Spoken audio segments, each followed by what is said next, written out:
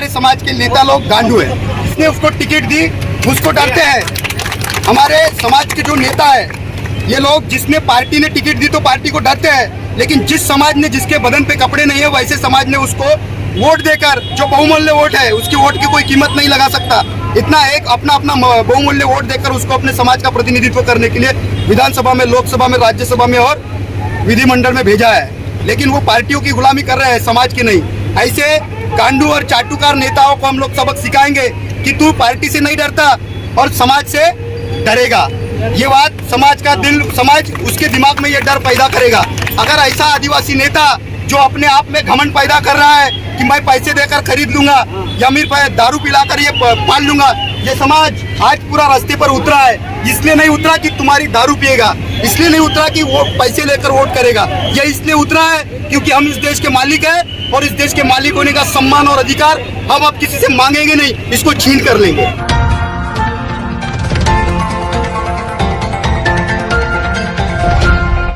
मैं वो अभी जिलाधिकारी कार्यालय और ये जो है T5 का चौक है, आप देख सकते हो हजारों की संख्या में आदिवासी समाज के बांधव और अन्य समाज के भी जो बांधव है जिलाधिकारी कार्यालय पर वो धरना मोर्चा लेकर जा रहे हैं और नारे लगा रहे हैं जोर जोर से। आप देख सकते हो यह जो मोर्चा है गोंदिया के स्टेडियम से निकलकर आया है, हजारों की तादाद में, इसमें युवा, बुजुर्ग, बच्चे भी है और देख सकते हो आप नारे लगाकर पैदल पैदल जा रहे हैं। आप देख सकते हो लगभग 3 से 4 किलोमीटर की दूरी पर पैदल जो है मोर्चा निकालकर कुछ मांग को लेकर जिलाधिकारी कार्यालय के ऊपर धरना मोर्चा कर रहे हैं। आइए इनसे जानने का प्रयास करें कि क्या क्या प्रमुख मांगे हैं और क्यों मोर्चा निकाला गया है और क्या क्या इनकी प्रमुख मांग है। हमारा जो मोर्चा है एक गोंदिया कलेक्टर ऑफिस के ऊपर चल रहा है और हम ये जो मोर्चा आज निकाले हैं इसका पर्सपेक्टिव और इसका मोटिवेशन ये है कि भारत देश और भारत देश की संवैधानिक कमेटी, जिसने इस देश की व्यवस्था चलाने के लिए संविधान नाम का एक किताब बनाया, दस्तावेज बनाया, उस संविधान के दस्तावेज में आदिवासी समाज के जो अधिकार है, उनके जो हक है, उनकी जो आइडेंटिटी, उनकी जो पहचान है, ये सक्षम है, वहाँ पर मजबूत है। लेकिन इस देश की प्रजातांत्रिक व्यवस्था, जिसको हम लोकतंत्र बोलते हैं, उस लोकतंत्र की व्यवस्था में आदिवासी उससे 2 गुना ज़्यादा कमजोर पाया जाता है। हम आज की तारीख में वर्तमान व्यवस्था में आदिवासियों के ऊपर होने वाले अन्याय अत्याचार के खिलाफ में पूरा समाज जल जंगल जमीन पर होने वाले अतिक्रमण, आक्रमण और संक्रमण के ऊपर जितने भी यहाँ की भूमाफिया, यहाँ की वर्चस्ववादी व्यवस्था, यहाँ के बिजनेसमैन, यहाँ के जितने भी उद्योगपति है, आदिवासी बेल्टों में जहाँ पर 5वीं अनुसूची है, जहाँ पर पेशा कायदा लागू है, ऐसी जगह पर जबरन ये लोग अवैध उत्खनन कर रहे हैं। और इस अवैध उत्खनन के खिलाफ में आदिवासी संगठनों ने हमेशा मैदान पर आए हैं, कलेक्टर ऑफिस के सामने आए हैं। लेकिन यहाँ की जो प्रजातांत्रिक लोकतांत्रिक व्यवस्था है, यहाँ का प्रशासन है, ये आदिवासियों के मुद्दों को लेकर संवेदनशील नहीं है। ये आदिवासियों की जल जंगल जमीन और अस्तित्व को लेकर संवेदनशील नहीं है। हम लोग ये देख रहे हैं 2024 आ रहा है और अभी लोकसभा है, हम लोग आदिवासी लोग हैं और हम लोगों ने इस देश की संविधान व्यवस्था का हमेशा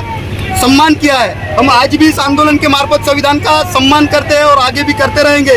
जो लोग संवैधानिक व्यवस्था के अंतर्गत आने वाले जितने भी हमारे हक अधिकार और हमारी पहचान है, इसको समाप्त करना चाहते हैं, इस आंदोलन के मार्फत हम इन्हीं मनुवादी विचारों के प्रशासनिक व्यवस्था को और यहाँ की प्रजातांत्रिक व्यवस्था को यहाँ से आह्वान कर रहे हैं कि जो भी संवैधानिक अधिकारों के साथ छेड़छाड़ करेगा उसको हम माफ नहीं करेंगे।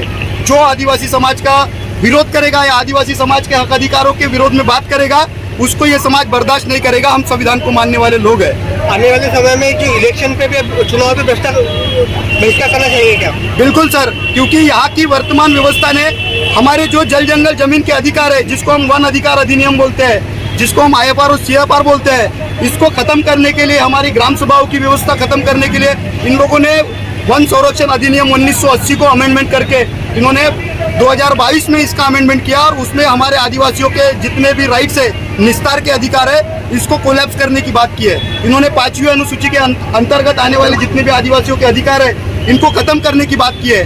हम लोग 5वीं अनुसूची संविधान में मौजूद आर्टिकल 13(3) का ये बोलता है कि जहाँ पर आदिवासी बेल्ट है, जहाँ पर आदिवासी रहता है, वहाँ पर उसकी स्वायत्त व्यवस्था है। यहाँ पर गवर्नमेंट हो या गवर्नमेंट की सरकारें हो, ये वहाँ पर कॉमन मैन का रोल निभाती है। ये सुप्रीम कोर्ट के जजमेंट से सुप्रीम कोर्ट ये भी बोलता है, 5 जनवरी 2011 का ऐतिहासिक जजमेंट आया, उसमें सुप्रीम कोर्ट ने ये बात कही है पूरे देश को बताया है कि इस देश के वास्तविक भूमालक आदिवासी है और यहाँ के आदिवासियों को यहाँ के मालिक होने का हक, अधिकार और सम्मान मिलना चाहिए। लेकिन यहाँ की वर्तमान सरकारें इसको मानने के लिए तैयार नहीं है। हम लोग ये देख रहे हैं, सुप्रीम कोर्ट ये बोलती है, सुप्रीम कोर्ट के जजमेंट्स है, रेफरेंसेस है, उन्होंने बोला है कि जहाँ पर आदिवासी अपना जीवन यापन कर रहा है और उसका वो बेल्ट है, वहाँ पर ग्राम सभा है, वहाँ पर जिसकी जमीन उसका खनिज, यहाँ पर जमीन के ऊपर आने वाली जो गौवन उपज है और जमीन के अंदर आने वाली जो भू संपदा है, यहाँ पर ग्राम सभाओं का अधिकार है। यहाँ पर first owner of the land वहाँ पर आदिवासी है। लेकिन ये लोग आदिवासियों के अधिकारों को खत्म करके संविधान की व्यवस्था का उल्लंघन करके जबरन वहाँ पर अवैध उत्खनन चला रहे हैं। हम लोग देख रहे हैं कि गढ़चिरौली के और गोंदिया के बॉर्डर में एक झंडे पर माइनिंग का इन लोगों ने अभी प्रकल्प लाया है। उस प्रकल्प के माध्यम से पैसे देकर बोगस लोगों को वो कोर्ट में लेकर गए और वहाँ पर उनका फर्जी बयान लिया गया। ये वास्तविकता है और केवल गढ़चिरौली की टेरिटरी के अंदर वो माइनिंग ओपन हो रही है। इसका मतलब ये नहीं है कि गोंदिया के बॉर्डर में आने वाले लोगों के ऊपर उसका असर नहीं होगा। उसके ऊपर पर्यावरणिक असर होगा, हमारे लोगों के लंग्स खराब होंगे, ब्लड खराब होगा, उनकी फसल, उनकी जमीन खराब होंगी, उनकी जमीन में उपज नहीं होंगी।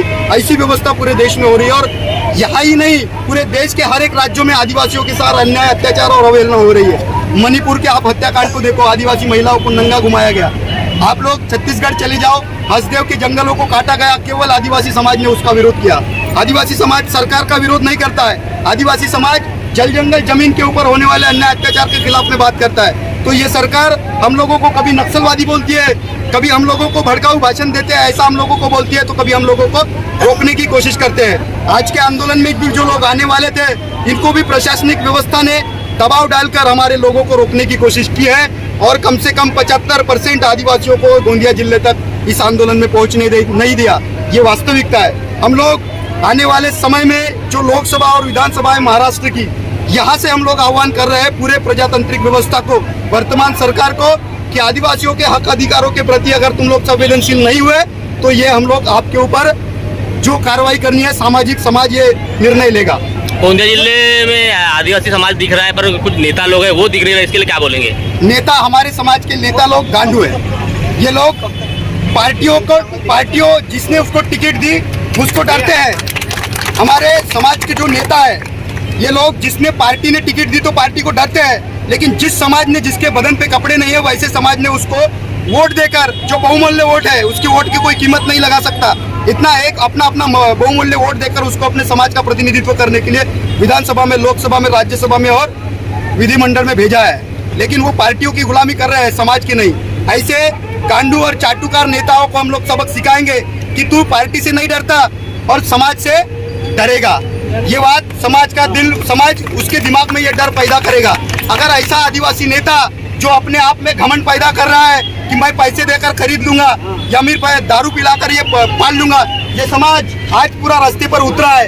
इसलिए नहीं उतरा कि तुम्हारी दारू पिएगा, इसलिए नहीं उतरा कि वो पैसे लेकर वोट करेगा, ये इसलिए उतरा है क्योंकि हम इस देश के मालिक हैं और इस देश के मालिक होने का सम्मान और अधिकार हम अब किसी से मांगेंगे नहीं, इसको छीन कर लेंगे। और छीन कर लेने की ताकत हमारे क्रांतिकारियों में थी, बिरसा मुंडा में थी, टंट्या भिल में थी, बाबूराव शर्मा के में थी, और हमारे संविधानिक मालक जिसको हम जयपाल सिंह मुंडा बोलते हैं, हमारे संविधानिक गॉडफादर जिसको हम डॉक्टर बाबा साहब अम्बेडकर बोलते हैं, इन्होंने हमको जमीन पे भी लड़ना सिखाया है, मैदान पे भी लड़ना सिखाया है और संविधानिक व्यवस्था में भी लड़ना सिखाया है।